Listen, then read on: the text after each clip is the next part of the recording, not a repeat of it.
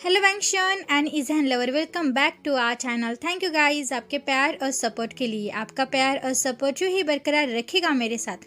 तो गाइस, अगर आप चैनल पे नए हैं और आपने सब्सक्राइब नहीं किया तो प्लीज़ सब्सक्राइब कर देना।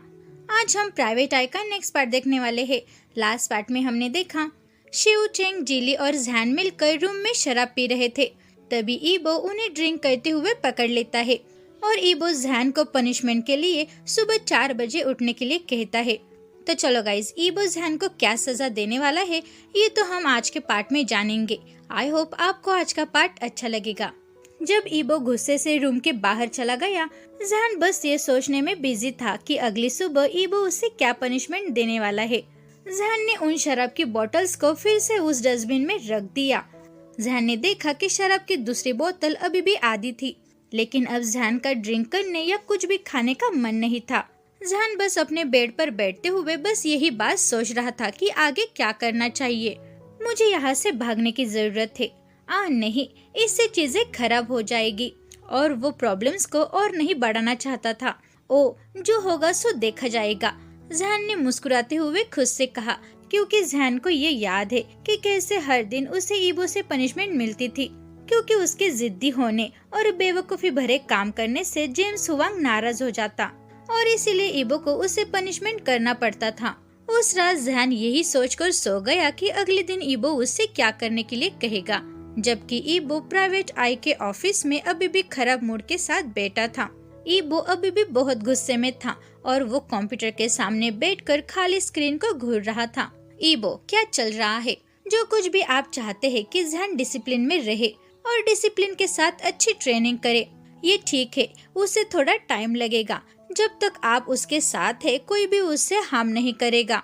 मुझे लगता है कि ये अच्छा है। आपको इस समय उसके साथ दूर रहने की जरूरत है। मुझे लगता है कि ये अच्छा है और अब उसे ये सीखने की जरूरत है कि उसका जीवन खतरे में है और हमें ये सिखाना होगा कि समय आने पर वो खुद को कैसे प्रोटेक्ट कर सकता है।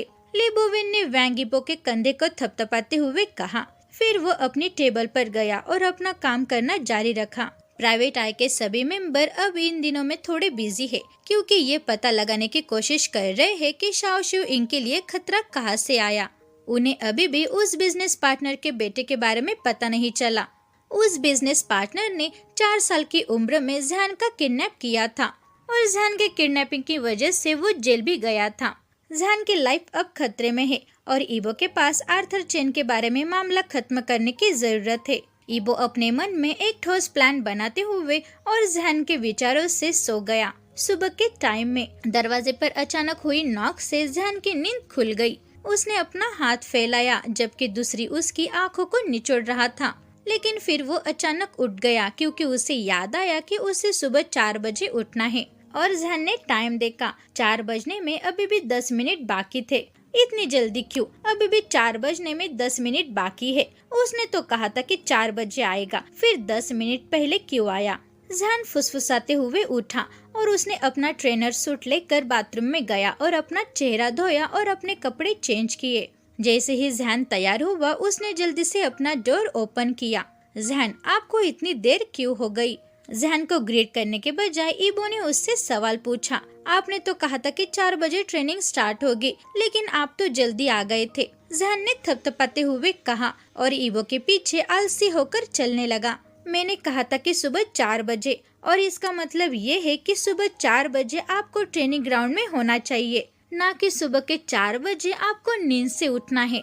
ईबो ने उससे गहरी वॉइस में कहा। जब वे विला के बाहर पहुँचे, सुबह की ठंडी हवा की वजह से जहान कपकपा रहा था। जहान कांपते हुए कुछ कहने ही वाला था, तभी ईबो अपना चलना बंद कर देता है और पीछे मुड़कर जहान की तरफ देखता है। ईबो का कोल्ड चेहरा देखकर ये श्योर है कि कल रात का जो गुस्सा था वो चला गया था, लेकिन फिर भी ईबो का चेहरा अभी भी कोल्ड था। अब आपको कल रात रूल्स ब्रेक करने के लिए पनिशमेंट होगी। हर दिन पनिशमेंट की वजह से आप थके नहीं, या हर दिन आपको पनिश होने में शर्म महसूस नहीं करते। जहान, लगता है कि आपने नहीं सीखा कि अंकल आपको क्या सिखा रहे हैं।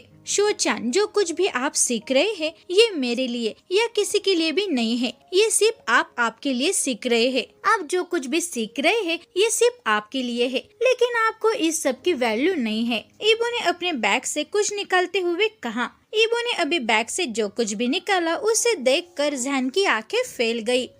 एक छड़ी? क्या आप मुझे सिर्फ इसीलिए चोट पहुंचाने वाले हो क्योंकि मैंने रूल्स को ब्रेक किया था? सुनो वैंग ईबो, सिर्फ एक शराब की बोतल मेरी ट्रेनिंग पर अफेक्ट नहीं करेगी और ट्रेनी को छड़ी से पीटना ये इलीगल है। जैन ने ईबो की ओर धमकी भरे नजरों से कहा। हाँ, ये सच है कि एक शराब की बोतल आपके ट्रेनिंग पर अफेक्ट नहीं करेगी, लेकिन आपने जो कुछ भी किया है वो रिफ्लेक्ट करता है कि आपको यहाँ के सो कॉल्ड रूल्स और डिसिप्लिन कोई भी मायने नहीं रखता, और ऐसा लगता है कि आपको इस बात की भी परवाह नहीं है कि हम आपको क्या सिखा रहे हैं। ईबो ने कहा और वो चलते हुए एक छोटे से पेड़ के पास रुक गया। जैन ने भी उसका पीछा करते हुए उसके पास रुक गया। मेरी इच्छा है कि मैं तुम्हें आज इतनी कड़ी पनिशमेंट दूंगा, इसके बाद तुम अपना सबक सीखोगे। आप ये सीख जाओगे कि अपना समय किसी बेकार की बात पर बर्बाद मत करो। और जैन, इमेजिन करो कि तुम एक स्टूपिड होने के कारण स्कूल से मिली अपनी छुट्टियों का भी एंजॉय नहीं ले पाए, और अपनी छुट्टियों का एंजॉय करने की बजाय तुम्हारे पिताजी ने तुम्हें यहाँ सीखने के लिए भेजा है, और आप स्टूपिड है और इसीलिए आपके साथ ये सब हो रहा है। ईबो ने कहा। मुझे नहीं पता कि तुमने मेरे पिताजी को कैसे मनाया, लेकिन वैंग ईबो, मैं इस सब के बारे में नहीं भूलूंगा। मैं नहीं भूलूंगा कि तुम ही रीजन हो जिसकी वजह से मैं यहाँ सब बेवकूफी भरी बातें कर रहा हूँ। जैन ने गुस्से से कहा, क्योंकि ईबो ने उससे बेकार और स्टूपिड कहा था। ईबो ने जैन ने जो कुछ भी कहा था उसकी परवाह नहीं की। ठीक है, अब आप स्टार्ट करेंगे। यहाँ से आप हर चक्कर में 5 मिनट के लिए दौड़ेंगे और आपको ये पूरा राउंड सिर्फ 5 मिनट में खत्म करना होगा, और सिर्फ 5 मिनट में ये पूरा चक्कर दौड़ते हुए खत्म करके मेरे पास आना होगा।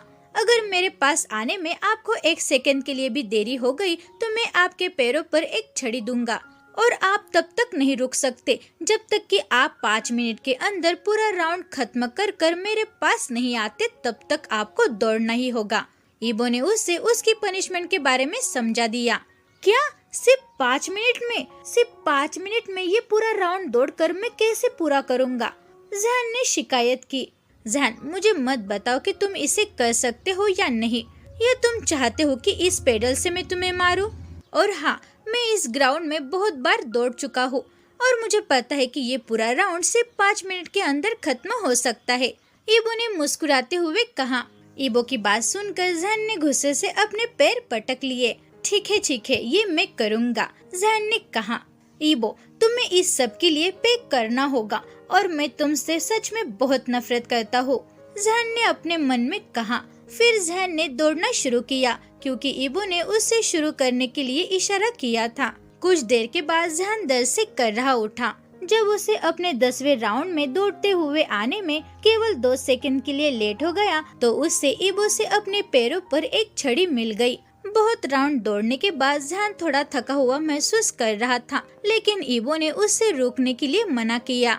जैन ने दौड़ना जारी रखा और ईबो ने उससे हर राउंड में जैन के पैरों पर उसने छड़ी मारी, क्योंकि जैन अब धीमा हो गया था और उससे आने में बहुत लेट भी हो रहा था, और वो 5 मिनट के अंदर पूरा राउंड खत्म नहीं कर पाया। धीरे धीरे सनराइज होने लगा और सूर्य आसमान में रंग बिखेर रहा था। ये सब इशारा कर रहे थे कि अब सुबह हो गई है।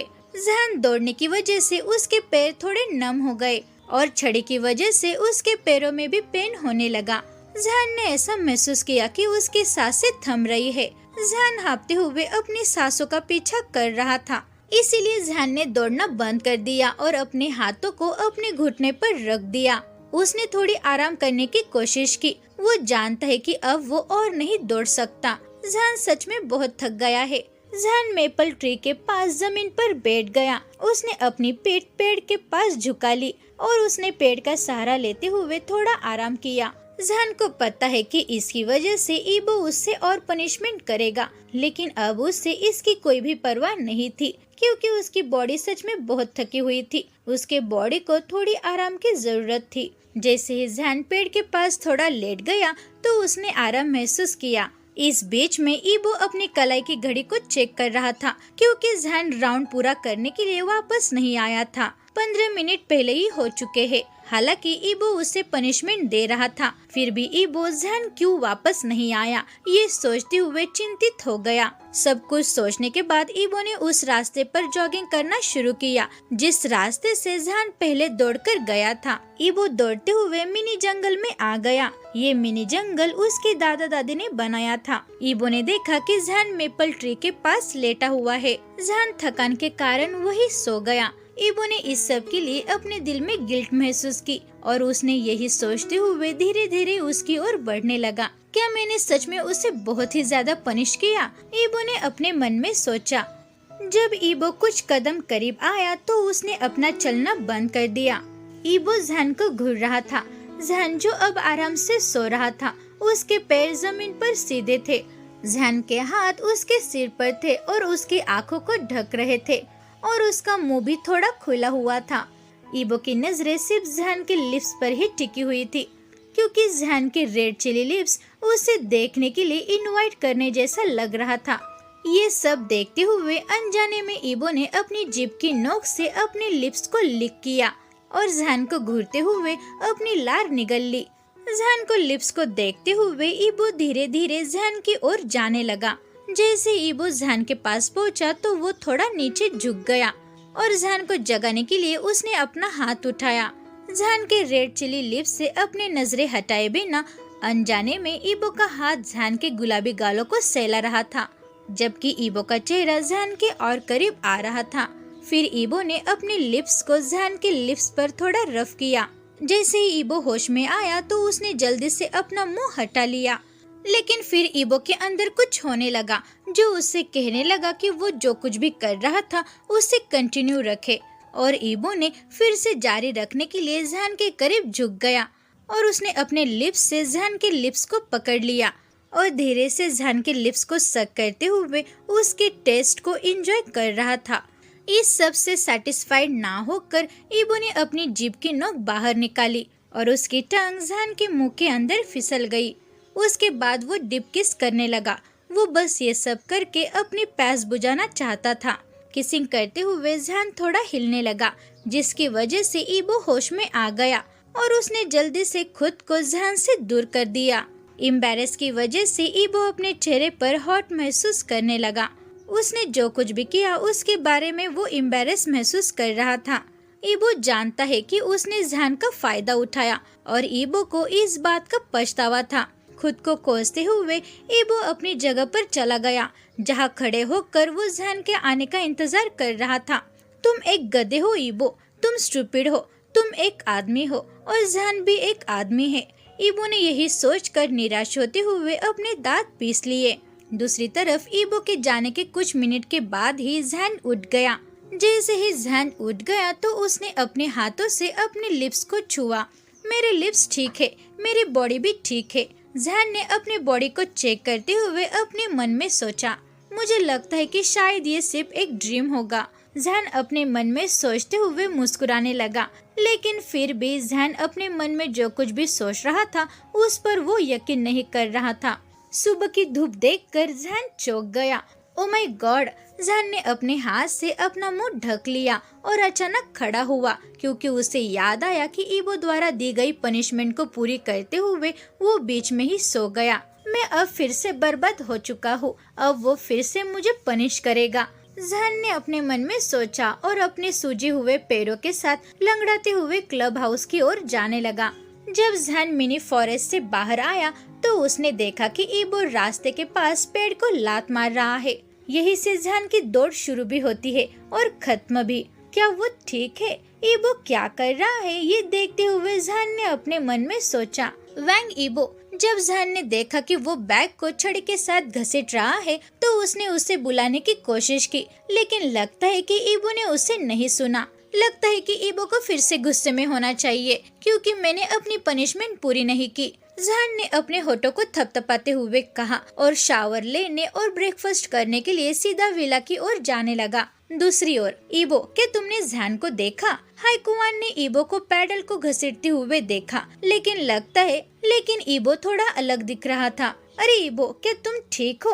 हाइकुआन ने ईबो की अटेंशन पाने के लिए उसका कंधा थपथपाते हुए कहा। भाई, क्या तुमने कुछ कहा? अपने विचारों से बाहर आते हुए ईबो ने कहा। ईबो, क्या कुछ हुआ है? मुझे लगा कि तुम जैन के साथ हो। हाइकुआन ने पूछा। कुछ नहीं भाई, मुझे लगता है कि मुझे पहले शावर लेने की जरूरत है, ईबो ने जाते हुए कहा। ईबो को जाते हुए देखकर हाइकुआन ने अपना सिर हिलाया। तो गाइज, आपको आज का पार्ट कैसा लगा? ईबो ने फाइनली जैन की किस चुरा ही ली। इसके आगे क्या होगा ये तो हम नेक्स्ट पार्ट में देखेंगे। तो गाइज, आपको आज का पार्ट कैसा लगा? Thank you very much guys video देखने के लिए। अगर आप चैनल पे नए हैं और आपने सब्सक्राइब नहीं किया तो प्लीज सब्सक्राइब कर देना, वीडियो को लाइक करो और शेयर करो और मुझे कमेंट में ये जरूर बताना कि आपको आज का पार्ट कैसा लगा। Thank you guys.